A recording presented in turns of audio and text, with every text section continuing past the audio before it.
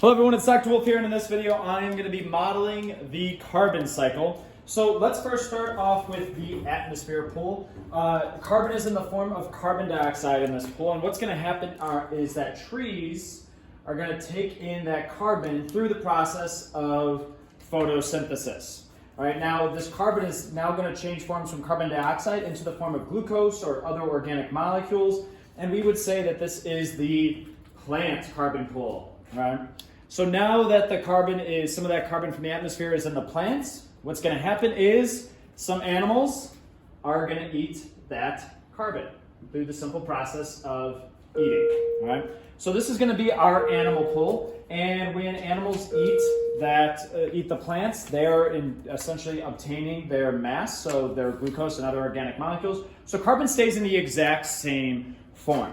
All right. Now, one thing I forgot to talk about is with the plants, not only are they doing photosynthesis, well, the plants have glucose, that becomes the mass of the plant, but they also need that glucose for energy, and when they break down that glucose for energy, they also release carbon dioxide back into the atmosphere. So plants are also doing cellular respiration.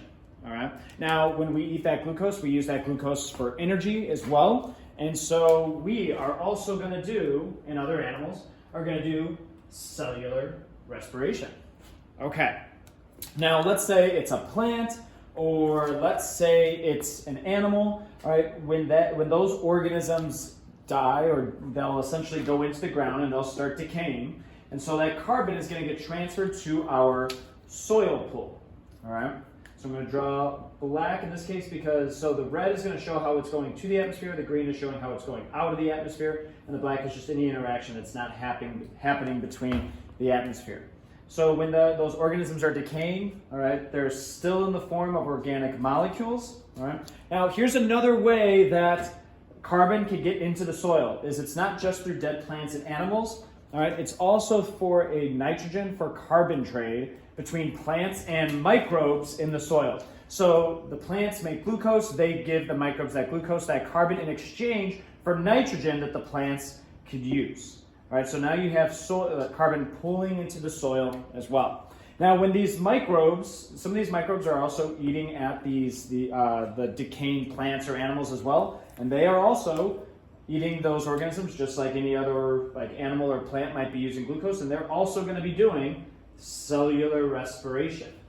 All right, so some of that carbon stays in the soil, and some of it goes back out into the atmosphere through the process of cellular respiration.